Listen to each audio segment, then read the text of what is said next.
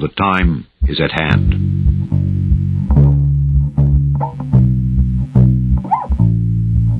The elusive dog-like creature attacks livestock, bleeding them dry of blood.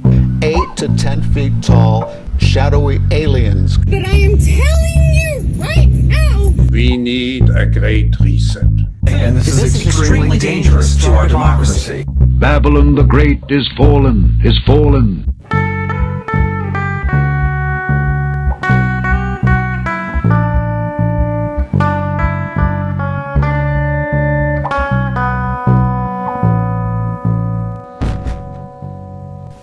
Welcome to In Dark Places. I'm your Huckleberry, Junebug Fugit, and I'm sick. I don't know what my problem is. Probably some kind of virus grown in a lab or something. I started getting sick on February 12th, and I'm recording this on February 26th, and I'm still sick. I managed to get last week's episode recorded before my voice became scratchy, and this week I wasn't so lucky. I have a scratchy voice. I was always a sickly kind of kid. I don't know why. I'll get sick 3 or 4 times a year. And even today, I get sick at least once a year. I take all kinds of vitamins and junk, and it don't do a bit of good. But anyway, Jimmy is almost done with his book, and he's going to be sharing some stories from his book this week. And I'm very excited about his book. It's going to be great. I'm still on chapter 3 of my book. I haven't wrote in it for years. So I'll be sharing some stories from random people that are not going to be in my book. So I thought what we would do is mix all these stories up in a little remedy basket and add some hot water and make some herbal tea out of it or something and present you with this little cold remedy. Hello, In Dark Places individuals. This is your old friend, Mr. Haunted. This story was sent to us by our friend Fred, whose story will be shared in a book called Mr. Haunted Origins, coming later this year. We call it the Whippleville Wild Man. In 1982, I was a teenager and was on summer vacation. I lived in the northern Adirondacks, minutes away from the Canadian border, in a town called Whippleville, New York. Whippleville is only 3 miles from the Maine border and only 9 miles from the Canadian border. I spent most days exploring the dense woods behind my house. There were lots of old trails, and I enjoyed walking, the quiet, and the wildlife. One day, on the way back home after an hour-long hike, I came to a Y in the trail. I was very familiar with this spot. If you took a left, it led downhill to a small creek. If you took a right, it leads me back home. I've made this trip 100 times, but this time was different. When I reached the Y, I got an overwhelming feeling that I was being watched. It was a feeling that I've never had before or ever had since. I looked down towards the creek. I saw what I immediately thought was a large, hairy man standing only 50 feet away from me, but after focusing in on him, I quickly realized it was not human. This creature was huge. It was at least 7 feet tall, and it was covered in long, raggedy, brown hair. Now the creature was looking towards me. I got the feeling that I shouldn't be seeing this. I don't know why, and I can't explain it, but that's how I felt. I went through my mental Rolodex of creatures that lived in the woods. Let's see here, Junebug. Got raccoons, bears, little rodents, a deer. I don't see any of this on my Rolodex, Junebug. I quickly came to the realization that I need to get out of here, quickly. I walked swiftly back to my house because even as a kid I remembered that anything that runs in the forest was usually prey. I could remember everything about this creature but his facial features, almost like I blocked it out. As I walked home, I did not look back once. When I finally got home safely, I went up to my bedroom, sat on my bed in silence for 3 hours. For years, I never told my story to anyone, but in time met people who had experienced similar things and began to feel more comfortable telling my story. So this fella Fred here, he became a paranormal, UFO, and cryptid researcher. Still this kid's on a quest to find answers to these mysteries. And thanks UFO Fred. What a cool story. Here's a story that I've been holding on to since October of 2022. I wasn't sick then. It didn't really fit into any of the other shows that we were working on at the time, and I've been saving it for one of these mixed episodes like this right here that we're doing this week. And pretty sure it hasn't appeared on any other episode, but if it has, I apologize. You're going to hear it again. This story is by Doug Averill. Thanks, Doug. Doug grew up as one of 8 boys on his parents' sprawling dude ranch, the Flathead Lake Lodge in rural Montana. As a teen, the Averill boys ran wild. We rode around as a little gang of cowboys, he remembers. They'd saddle up and head off to check cattle on the 3 giant tracts of land the family managed, which formed a triangle around some of the state's most remote rangelands. One summer in the 1960s, their brothers came across a ghastly sight. There on the ground were 3 dead cows, neatly arranged in a circle. No obvious wounds were visible, but the reproductive organs had been removed. But there was never any blood. It was almost a surgical removal, Averill remembers. During this decade, America was obsessed with aliens, and write-ups in the local newspapers posited that perhaps this was the work of extraterrestrials. People mused that aliens had taken the reproductive organs for testing. But one day, Averill and his friends came across a lance in their path. Attached to it was a cryptic note with a threatening message. "That's when we thought it's got to be people doing this," he says. Then things got really strange. Over the next few days, a series of odd events unfolded. First, the brothers stopped in a local bar to grab a hamburger, leaving their horses in the back of a stock truck. The horses were packed in tightly, and the Averills were only gone for a few minutes. When they came back, the horse packed into the middle of the truck was mysteriously out, with no signs of struggle. We had no idea how they could have possibly gotten that horse unloaded without unloading the others, he says. The next day, a new wrangler on the ranch fell off his horse and was badly injured. They'd all been riding together, but not a single other member of the crew saw the accident. It was the weirdest thing, Averill says. The man's injuries were so severe that he was left permanently disabled. Finally, the last terrible thing happened. An old camp cook drove out to meet the brothers and ride for a day. But when he arrived, the tailgate on his stock truck had somehow gone missing. Even though it had been there when he had loaded up, his horse Betsy had fallen out of the truck and had been dragged behind the vehicle for who knows how long. They had to put her down on the spot. To be honest, it just killed him to see what had happened to Betsy. We probably should have put him down too, remembers Averill. Those 3 events were just boom, boom, boom, 3 things in a row that were so weird and all tied together, because they were right after we saw that spear, he remembers. 3 things, like the 3 dead cows in a circle.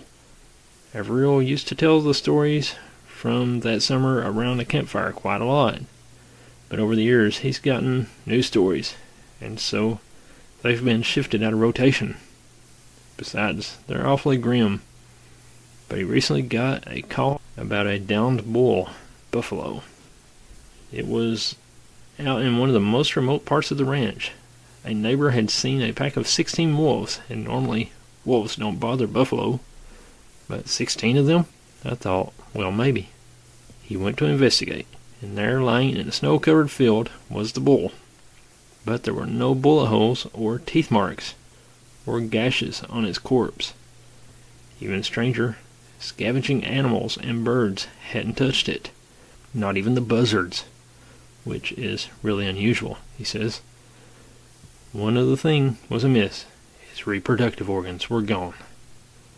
And there wasn't a single footprint in the snow around it, or anywhere along the mile-long walk into the ranch from the nearest road. Ask Averill whether he thinks he's dealing with aliens or humans, and he'll tell you he's pretty sure it's humans. But I'd rather it be aliens, he adds. After that summer in the 60s, after seeing what humans were capable of, he'd pick aliens any day. Let's call this story The Farmhouse. It was 1976 when I had my first of many ghostly encounters. I was living in an old farmhouse in Wharton County, Texas. I was 8 years old. Our home was a 2-story, 11-room manor with 3 bathrooms. I lived there with my brother and my sister-in-law. My family and I were working the land in exchange for rent. We called it our mini mansion. One night, after finishing my chores, I was worn out and went upstairs to take a bath in the big bathroom. It was one of those old ones with the feet. I fell asleep in the bathtub. On the left of me was this door with a large mirror on it. Out of the corner of my eye, I saw something starting to form in the mirror. It started off like a bluish ball that had an aura around it, turned into a triangle, and then slowly transitioned into the form of a little girl. She was wearing a light blue dress with white ruffles, and she had white stockings that came up to her knee. I was sitting there terrified. As I turned my head to get a better look, she vanished. Other strange things happened in that house. We all heard footsteps from upstairs and in neighboring rooms when we knew there was no one else in the house. Lights went on and off by themselves. Water faucets turned on by themselves. I was brought up to not believe in ghosts, but I was becoming curious. I was afraid of being ridiculed by telling my story.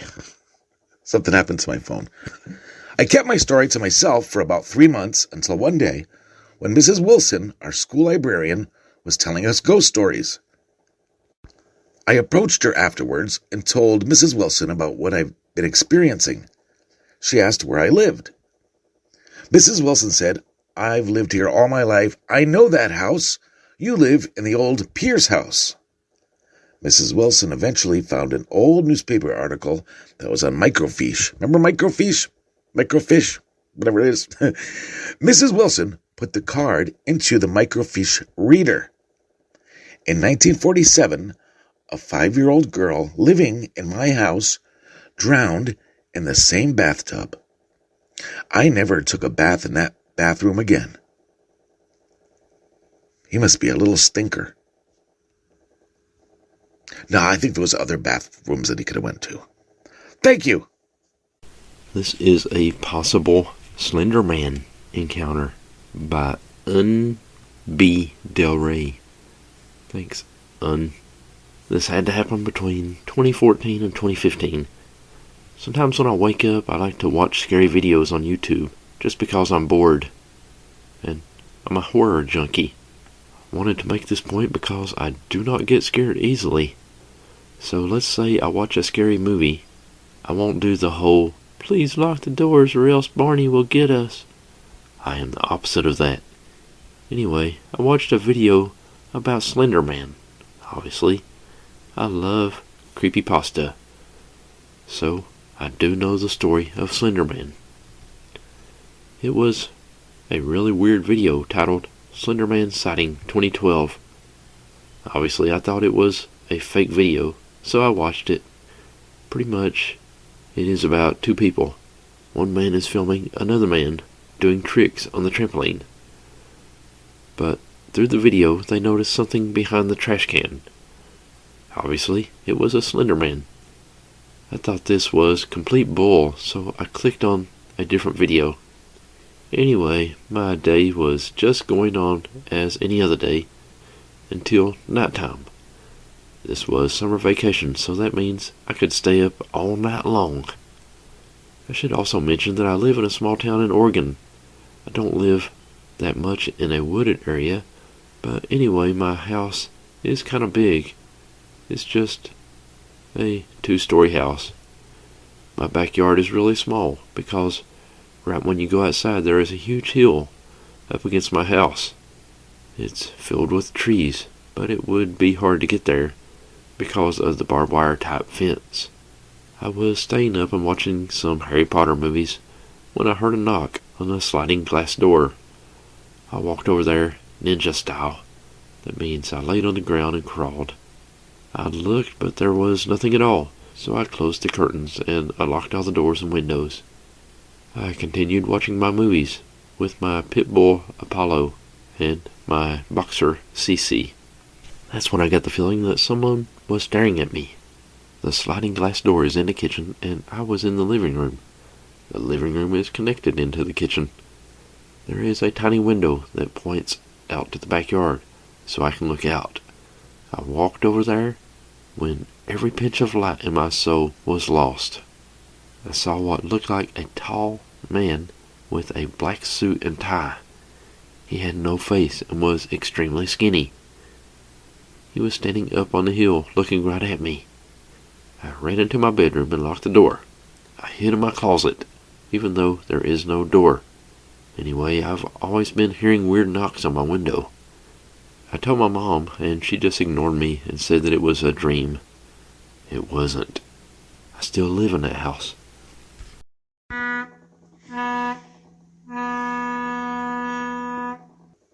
Here's a story we'll call The Tugboat. It was 1983. I was in the Navy and stationed aboard the USS Arawak, which is a tugboat out of San Diego Harbor.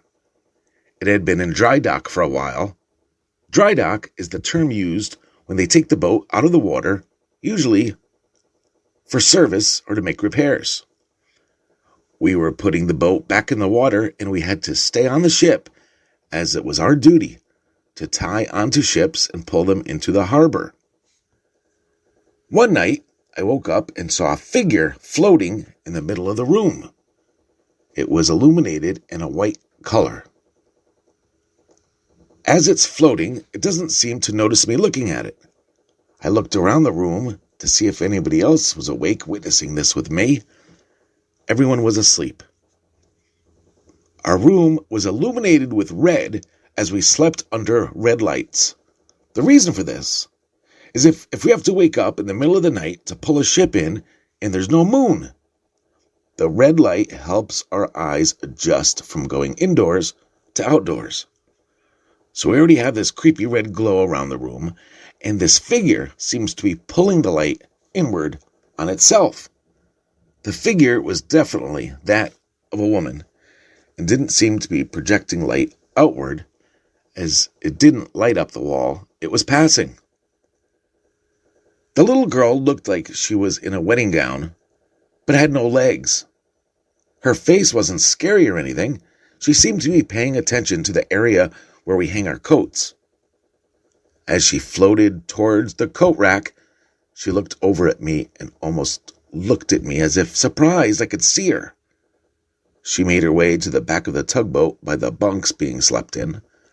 She raised her right hand as if to say, "Come with me." I slowly shook my head. "Oh, no, we won't have any of that." She proceeded to float back to the back wall and float right through the tugboat, which confused me even more since we slept below water level. I told the chief petty officer about the incident in the morning. He reminded me about one of our crew workers who died earlier that year. He was a newlywed and got news that his wife committed suicide, and he did the same after getting the news. We wondered if the woman I saw was our mate's bride searching the boat for her husband. The story was sent in by her friend Paul Chadwick. Thanks, Paul. The 1973 Pasquala, Mississippi abduction. The strange case of 19-year-old Calvin Parker and 42-year-old Charles Hickson actually began a day before their famous encounter. On October 10th, 1973, 15 different people, including 2 policemen, reported seeing a large silver UFO slowly fly over a housing project in St. Tammany Parish, New Orleans, Louisiana. Only a scant 24 hours later, Hickson and Parker would have the scare of their lives, a frightening encounter with an eerie UFO. The 2 men were both from the town of Gautier, Mississippi, and were doing some fishing in the Pasquala River on a dark night about 9 p.m. They suddenly heard a type of buzzing behind them.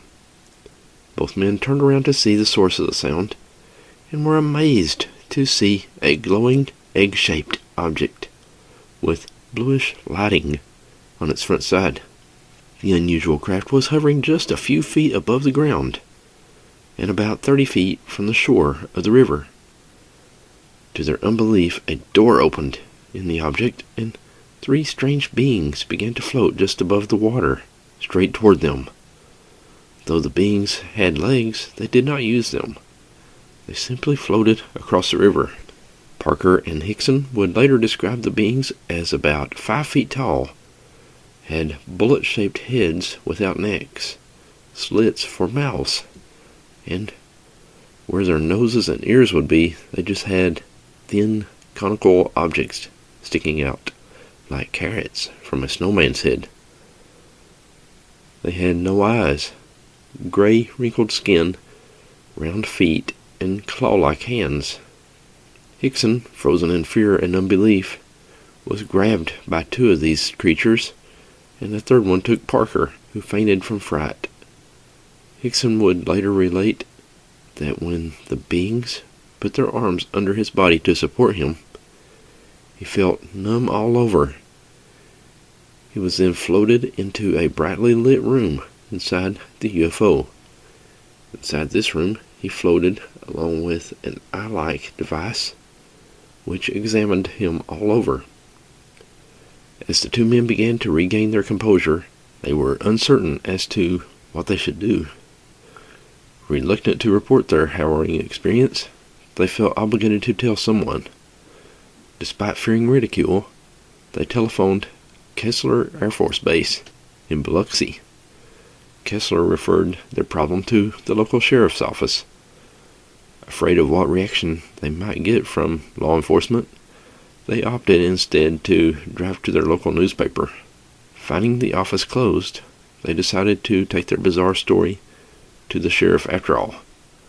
Naturally, the sheriff felt the 2 men's story was some kind of hoax, and to get to the truth, he put Hickson and Parker into a room which was wired for sound, hoping they would slip up and reveal why they were perpetrating such a strange tale.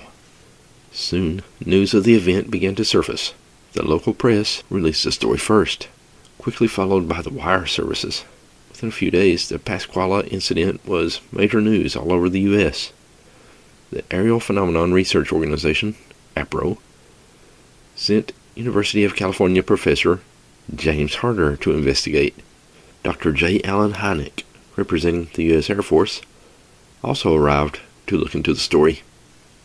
Harder and Hynek interviewed Hickson and Parker together. Harder hypnotized Hickson, but he became so frightened that the session had to be aborted. The 2 abductees were encouraged to take a lie detector test, which they both passed. Harder and Hynek, both highly respected in their professions, believed the 2 men's story. At a later date, Hynek stated, "There is definitely something here that was not terrestrial." In what may be a related incident, a couple of weeks after this chilling account, Coast Guardsmen and fishermen had an encounter with an underwater metallic object. This strange object had an amber light on it, and the guard chased it in the Pasquala River. The object was close enough to touch, but each time it was prodded with a large boat hook, it would turn off its light, move a distance away, and then its light back on. This unusual encounter lasted about 40 minutes before the craft disappeared. The Pasquala incident is one of the most unusual accounts of all UFO reports. Though the sighting and abduction involved only 2 witnesses, there were several other sightings of unusual flying objects on the same night. The 2 men have held to their story, though no earthly explanation has been offered for the strange events of the night of October 11th, 1973. And I had actually forgot about that story. I remember seeing it on Unsolved Mysteries. Good stuff. This story was the subject of the first televised exorcism in the history of the world.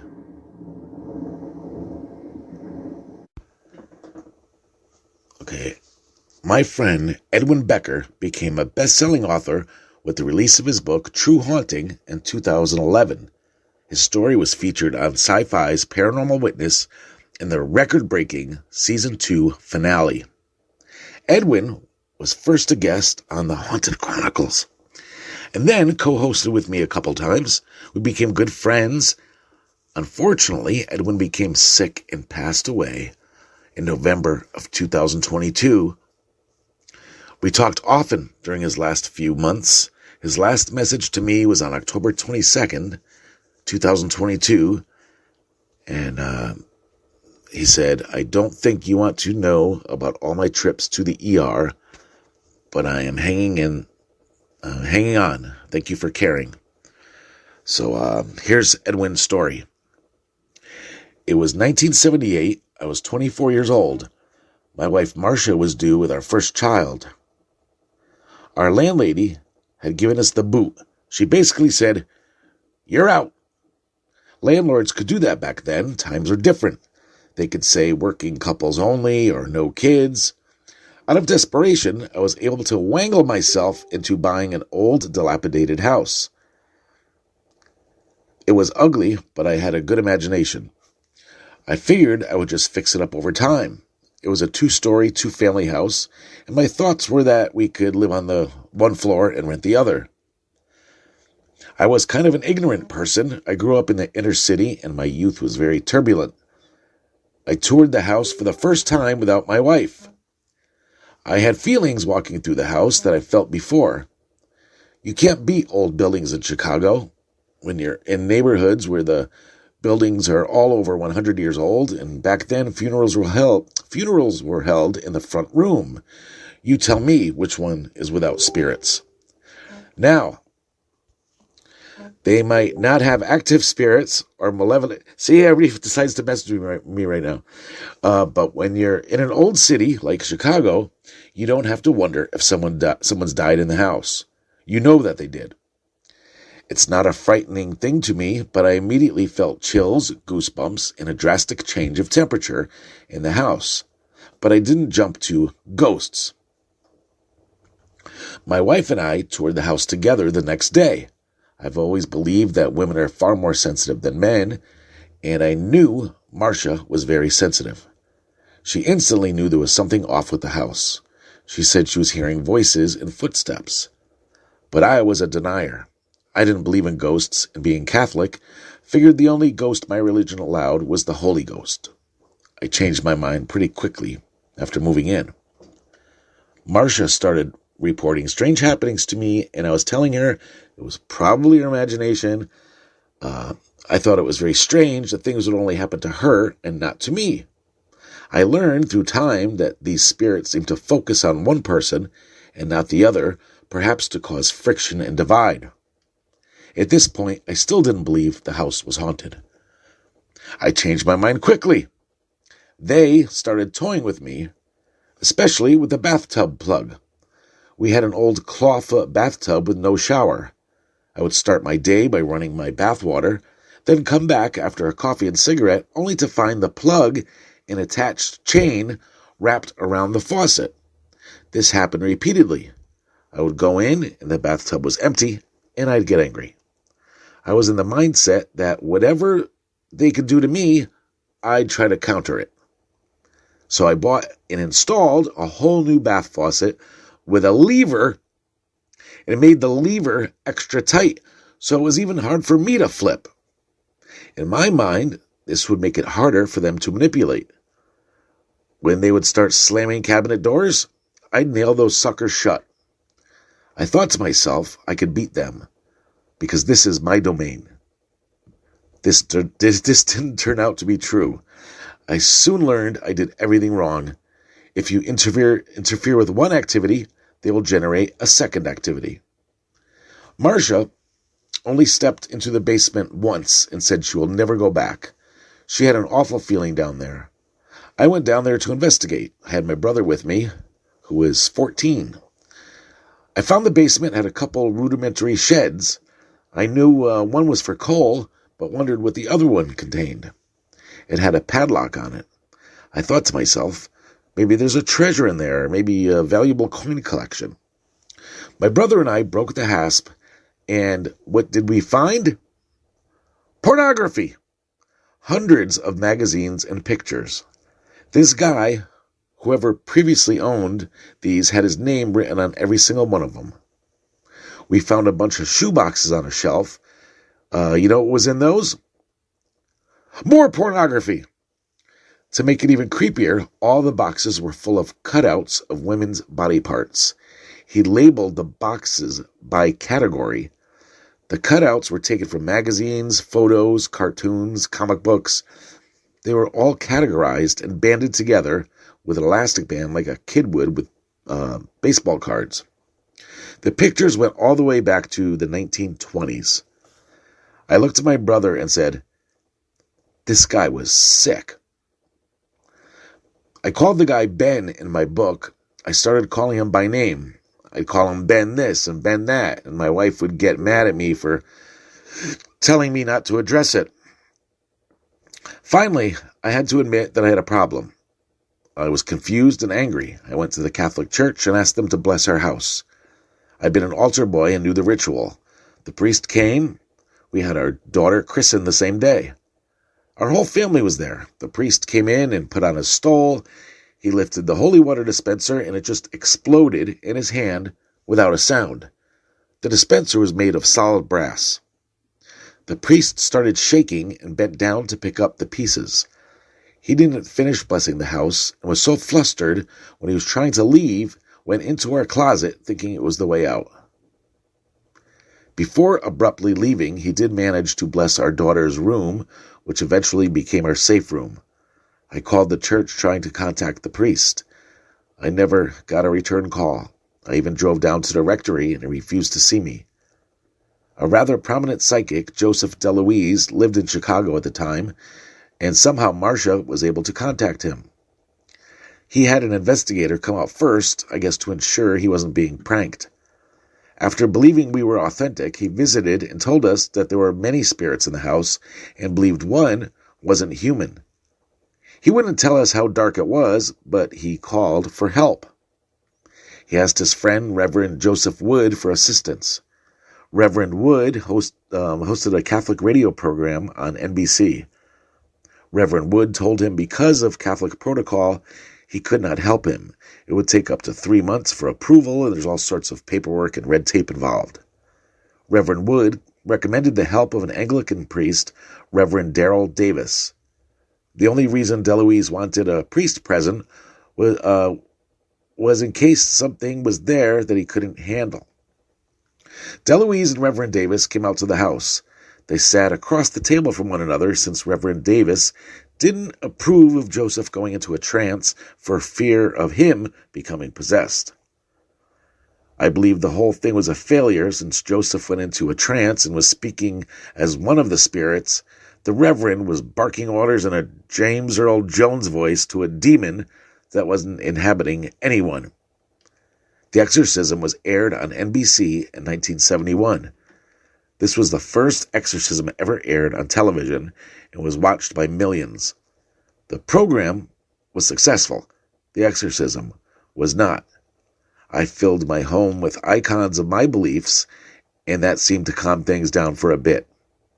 I eventually gave that house away for free and moved to Missouri. I think 90% of ghosts are benign, but it's that 10% you gotta watch out for.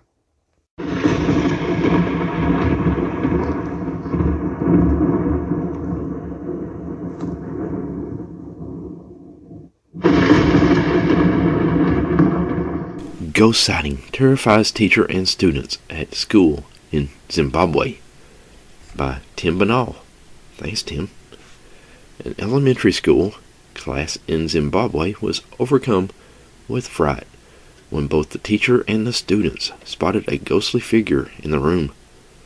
According to a local media report, thanks local media report, the very weird incident occurred on Monday morning at the Mabri Primary School in the community of Sangiza.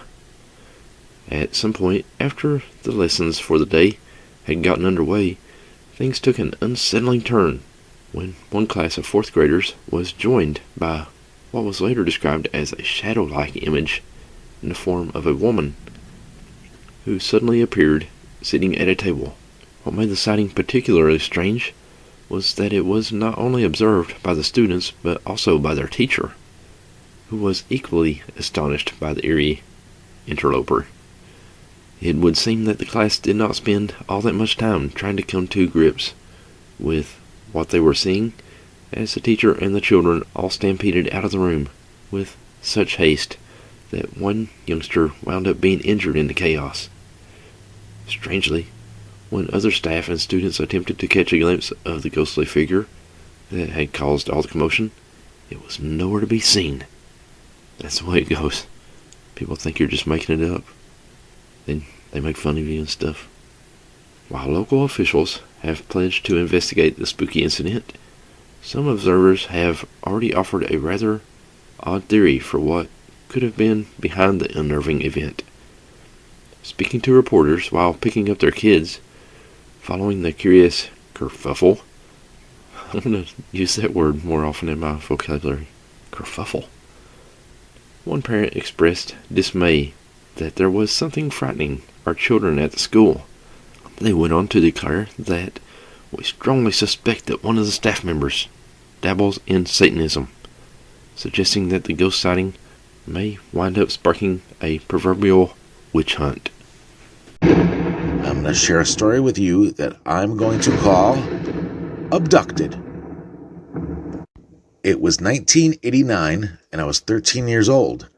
I was living in Lake Panamoka, New York. I was with a friend, Sam, and we were walking to a store called King Cullen. We were taking a shortcut through the woods. It was about 9 or 10 in the evening. We heard helicopters behind us. We turned back and looked, and there were 2 military helicopters. They both had spotlights focused on a UFO that was traveling ahead of them. The craft was about 300 feet long. It was larger than the helicopters. It was elliptical with an oval dome on top. The whole craft was glowing a soft white color and was traveling slowly. It was flying over the tree line and dipped behind the trees towards a field behind the trees. One helicopter went one way, the other went the other way, so the UFO was between them now. The UFO split into 2 glowing balls of light and went down behind the trees. At this moment, the helicopters turned off their spotlights. We could see the craft that had split into 2 behind the trees somehow became one again and zoomed straight upwards into the sky. In seconds, the craft went from being on the ground to up in the sky and out of sight. The helicopters then took off towards the Grumman Naval Facility. Grumman? I don't know. A man who was driving by stopped by us and got out of his car with his mouth and eyes wide open and said, "What was that?" We both shrugged, and then he drove away. Sam and I never ended up going to the store. We ran home. Sam moved to Texas later that year. I lost touch with him. But 10 years later, I got a phone call from Sam. Sam said it was funny. He totally forgot my number, but was in a bar having a beer and suddenly remembered it. Not far into the conversation, he told me about having abductions and experiences with aliens ever since that initial incident. I decided to take a trip to see my old friend. Sam was living in a little town called Venus, Texas, which is located in between Fort Worth and Dallas. We already got the whole alien and UFO conversation talk done on that first phone call, so we didn't even mention it for the first week I was down there. It was a week and a half into my 2-week stay when I had my first abduction. One night at 10:30, we were watching a movie on VHS. We were about half hour into the movie. I decided I wanted to lay down. Everyone else fell asleep in the living room. Sam had 2 young children. They were only 1 and 2 years old. They fell asleep in these little swing chairs up against the wall. Sam's wife, who I'll call Melanie, was sleeping next to me on the couch, and Sam was asleep on the floor. I didn't want to wake them, so I let the movie play on the TV and went into the guest bedroom to lie down. Not even 5 minutes later, suddenly, I heard this hum throughout the house. You could feel the vibration throughout you. Gotta reword that. Suddenly, I noticed the wall inside the bedroom light up. It looked like there were people or something on the other side of the wall who were glowing white. They started entering the house, and I could see the beams of the house through them as they were walking by. This is when I realized this wasn't headlights from a passing car or anything like that. I watched these bodies come in, one by one, about 3 feet apart from one another. They were about 4 feet tall. They looked like the typical gray aliens I've seen pictures of. I realized I could only move my eyes and my head a little bit. Hanging by the door was a gold triangle. It looked like a hologram. It was about the size of my hand. It looked like if you were to look at a TV real close, like it had little pixels.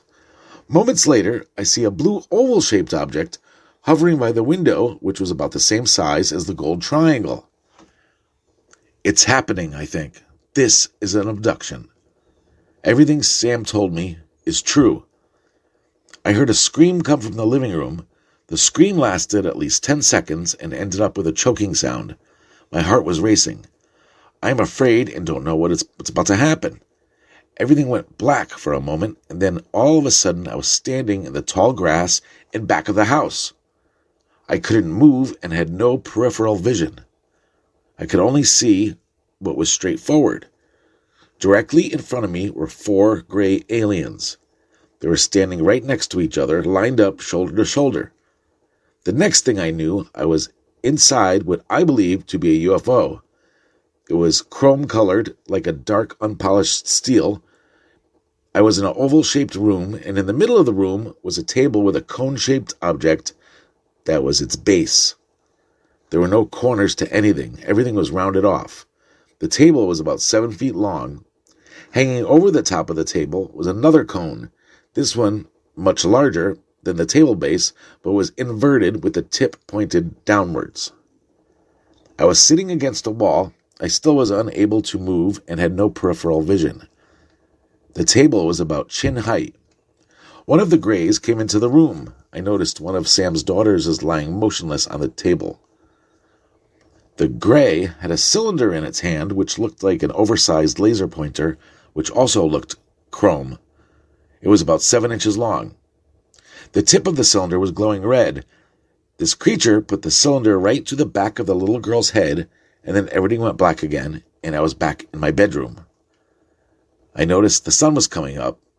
I jumped up and ran into the living room. As soon as I got in there, the VCR clicked like the movie had just ended and started auto-rewinding. I looked at the clock, and it said 7 a.m. Everyone was in the same place as I left them the night before. I woke up Sam first. I told him what happened. Only 10 minutes later, the phone rang. Sam handed me the phone and asked me to tell my story to the caller. It was a woman named Patricia, who was a researcher with MUFON, Mutual UFO Network, who had been working with Sam and documenting his experiences. She told me she called because she had a feeling that something may have happened and wanted to check in on Sam. I went back home to New York, and everything was pretty uneventful until I was watching TV one night. I saw movement, and there was a figure coming down from my ceiling, moving towards the floor. He was wearing all black. He was wearing a black suit, black trench coat, and an old-fashioned black top hat. He was very skinny. His face looked burnt and scarred, almost like Freddy Krueger. As soon as we made eye contact, he flashed this wicked smile at me. I left the house and did not come back for 3 days. Okay, now it's 2000. I was awakened in the middle of the night by the screeching of the screen window of my bedroom opening. I lifted my head and see the heads of 2 grays looking in at me. I knew what was about to happen, so I tried to scream out to wake my sleeping family. Nothing but a groan came out, and I lost my voice and then totally blacked out. I don't remember anything else about that night, but when I woke up in the morning, I felt a burning sensation near my groin. I looked down to see 2 small incisions. They were bleeding slightly, and each incision was about 1.5 inches long. I got up and was looking for my dad. My mother was in the living room, sitting in her chair, reading a book. I asked where Dad was. She said she didn't know.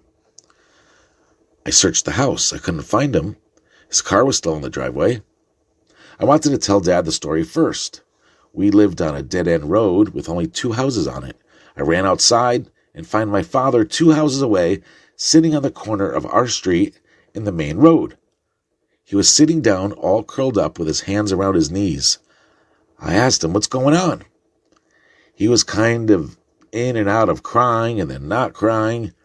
He told me, "Last night I had this really terrible dream that I was abducted by aliens. They wanted me to drink these vials of different colored liquids. Then I told him my story, and we realized we must have both been taken.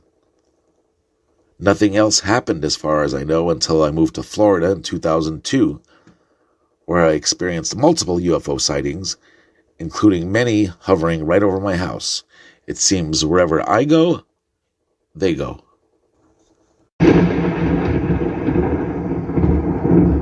Very scary. Jimmy Haunted. Can't wait for the book. It's going to be great. My Encounter with the Goat Man by Welsh Guy 78. Thanks, Welsh. During 1999, I worked briefly as a vacuum cleaner salesman. And just a side note, I applied for a job as a vacuum cleaner salesman for Kirby Vacuums back in 2002. So it wasn't long after this guy was working there in 1999. We could have been roomies or something, maybe. They made the job sound really good. Like you would get all kinds of cool paid vacations and you would be a millionaire and stuff. But the thought of knocking on people's doors in West Virginia kind of scared me because, like, you could get shot very easily. Where was I? During 1999, I worked briefly as a vacuum cleaner salesman, which required very late nights, as I was often at customers' homes until around 9 p.m.